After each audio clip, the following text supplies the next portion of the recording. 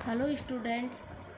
पिछली वीडियो में हमने सेनापति जी के परिचय और उनकी दो ऋतुओं का ऋतु वर्णन कविता की दो ऋतुओं का वर्णन पढ़ा, बसंत ऋतु और ग्रीष्म ऋतु। आज हम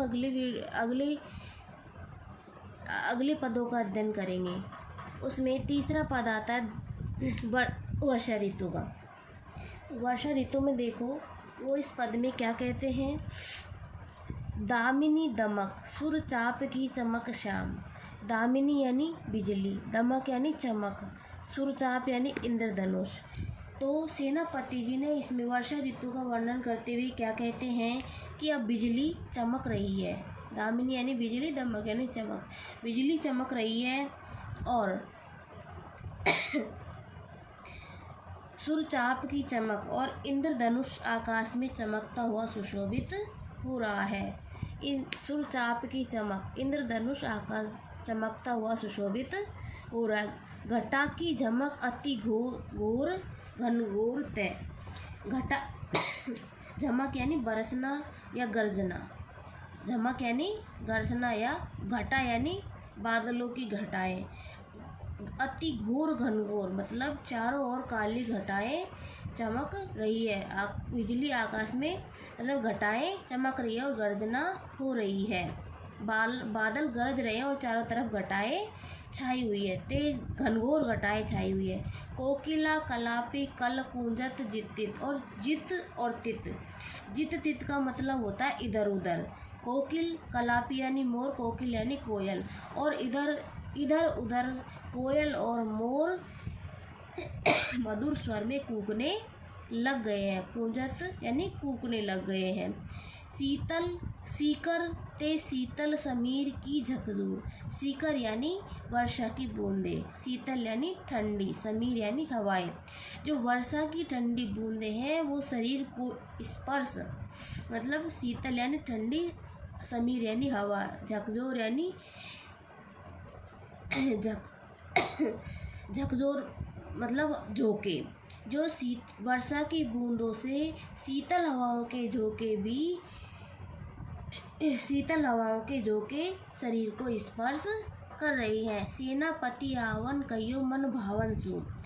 और वो क्या कहती है कि जो इसमें एक नायक नायिका का या गोपियों का वर्णन किया कि गोपियाँ क्या कहती है कि सेनापति आवन कहियो मन भावन सु, कि सावन का महीना आ गया और इस ऋतु में मेरी प्रियतम ने मुझसे आने की कही थी। आवन कहियो यानी आवन, मन भावन सु, और उन्होंने मुझसे आने की मन भावन यानी मन को अच्छे लगने वाले, मन भावन यानी मन को अच्छे लगने वाले प्रियतम ने मुझसे आने की कही थी। लाग्यो तरसावन विरह जुर जोर ते। और जो मुझे विरह का ज्वर है वो जोर से तरसाने अर्थात तड़पाने, तरसावन यानी तड़पाने लग गया है। विरह का जुर मतलब विरह का जो बुखार है, जोर है, वो मुझे बुखार तरसाने लग गया है अर्थात मुझे परेशान करने लग गया। आयो सखी सावन मदन सर सावन। और सावन के महीने आते ही काम भावना होती है वो उद्दीप्त होने लग जाती है। सर सखी सावन मदन सर सावन, मदन यानी कामदेव। तो वो अपनी सखी से कहती कि ये सखी, सावन मास के आते ही जो काम भावना होती है वो उद्दीप्त होने लग जाती है अर्थात काम की सरसता मन में बढ़ जाती है। लाग्यो है बरसावन सलिल चहु ओरते। और चारों ओर सावन जोरदार बरसने लग, या चहु यानी चारों ओर, बरसावन यानी बरसने लग गया है, और चारों ओर सावन बरसने लग गया है।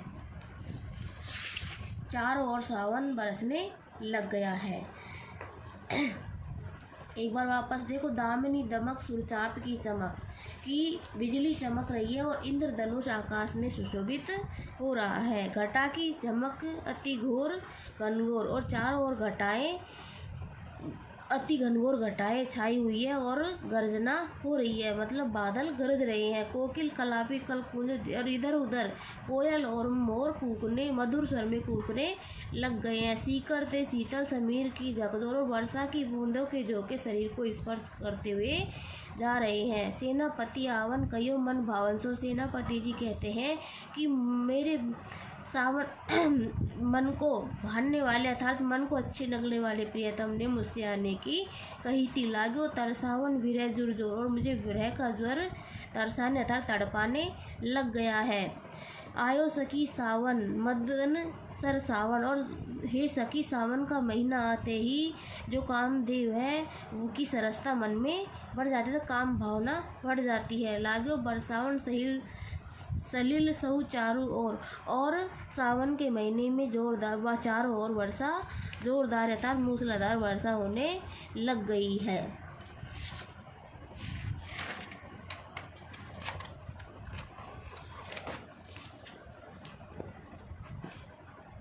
अब इस पद में इन्होंने शीत ऋतु का वर्णन किया है। शीत ऋतु का वर्णन इन्होंने किस प्रकार से किया है, देखो कि शीत ऋतु के वर्णन में उन्होंने सेनापति जी वर्णन करते हुए कहते हैं कि शीत को प्रबल सेनापति कोप चढ़ो दल, कि शिशिर ऋतु में शीत को प्रबल शिशिर ऋतु में सर्दी की अधिकता का प्रकोप सब ओर फैल जाता है। शीत को प्रबल सेनापति कोपी चढ़ो दल बल, कि जो अर्थात दल बल से चढ़ाई कर लेता है। शीत ऋतु का प्रबल चारों ओर या इसका प्रकोप चारों ओर बढ़ जाता है, अर्थात ये अपने चढ़ो दल बल अर्थात दल बल से ही चढ़ाई कर लेता, जोरदार बढ़ जाता है। निम्बल अनल गयो सूरी सिराई के, और निम्बल अनल यानी बिल्कुल निम्बल निम्बल अनल का तात्पर्य बिल्कुल निर्बल, अनल यानी आग, निबल यानी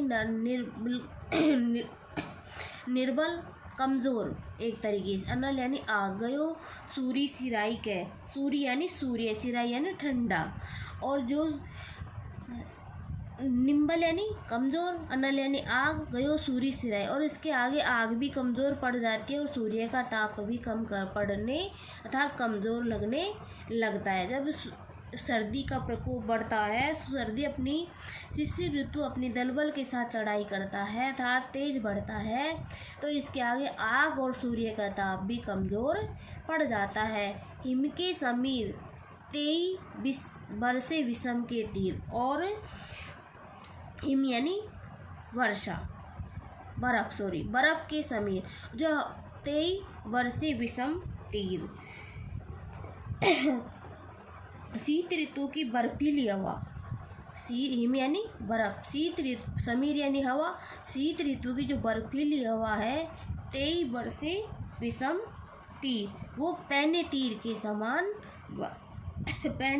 समान बरस रही है। विषम यानी गहरी, तेज पैने तीर के समान बरस रही है। गरम भवन कोनन में जाए, और जो गरम हवा है वो महलों के कोनों में जाकर छिप गई है। रही है गरम भवन यानी भवन, कोनन यानी कोनों में, और जो गरम हवा है वो कोनों में जाकर छिप गई है। धूम नैनन भये, और आँखों में धुआं भर रही है। लोग आगी पर गिरे, लेकिन फिर भी लोग आग पे गिरे अर्थात अलावा जलाकर बैठे हुए हैं चारों तरफ घेरा बनाकर, लेकिन आँखों में धुआं भर रही है, लेकिन वो फिर भी चारों ओर आग को घेरे हुए बैठे हैं। लोग आगी पर गिरे रहे और आग पे चारों ये सो लगाई रहे, नेक सुलगाई रहे, और अपने छाती से अर्थात अपनी छाती को गरमा रहे हैं, और उसे बार बार सुलगा कर अपनी छाती को गरमा रहे हैं। क्योंकि तेज सर्दी पड़ती है तो अपन चारों तरफ अलावा जला के लोग बैठ जाते हैं और अपने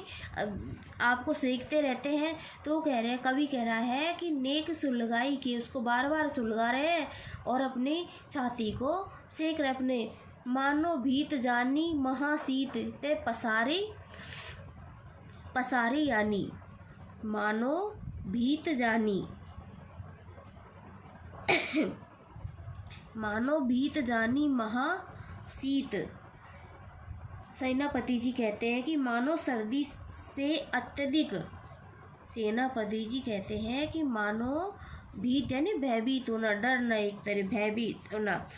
तो वो कहते हैं कि सेनापति जी कहते हैं कि मानो सर्दी अत्यधिक भयभीत होकर, मानो भयभीत यानी भयभीत होकर, मानो सर्दी अत्यधिक भयभीत होकर लोग सर्दी से अत्यधिक भयभीत होकर महाशीत तय पसारी पानी आग अपने हाथ आग को फैलाकर अपनी छाती को छतिया की छाया पाउक छिपाए के अपनी छाती की छाया में छिपाकर रख रहे। अर्थात कहना ये चाहते हैं ये कि लोग हाथ फैलाकर आग सेक रहे हैं। लोग हाथ फैलाकर आग सेकते हैं, छाती पर शरीर को तपाते हैं, छाती पर शरीर को तपाते हैं और लोग हाथ फैलाकर उसकी रक्षा करते हुए अपनी छाती में छिपा कर रखते हैं, क्योंकि कहीं आग कमज़ोर ना पड़ जाए, इसलिए वो उसको अपनी छाती के अंदर छिपा कर रखते, अर्थात अग्नि से शीत से अग्नि की रक्षा कर सके। छतिया की छाँ राखियो पाइक छिपाई के, अर्थात अपनी छाती की छाँ में छिपा कर रखना चाहती हैं। तो ये था हमारा तीसरा पार्ट, ये हमारा समाप्त होता है। अब देखो कवि ने किस ऋतु को ऋतुराज कहा है? कवि ने किस ऋतु को ऋतुराज कहा है? वसंत ऋतु को। सूर्याप का अर्थ है इंद्रधनुष। और बंदीजन किसको कहा है इसने बंदीजन कोयल और भ्रमर को अर्थात भौरे को कहा है। प्रिय से किस ऋतु में वापस आने के लिए प्रेयसी ने कहा था?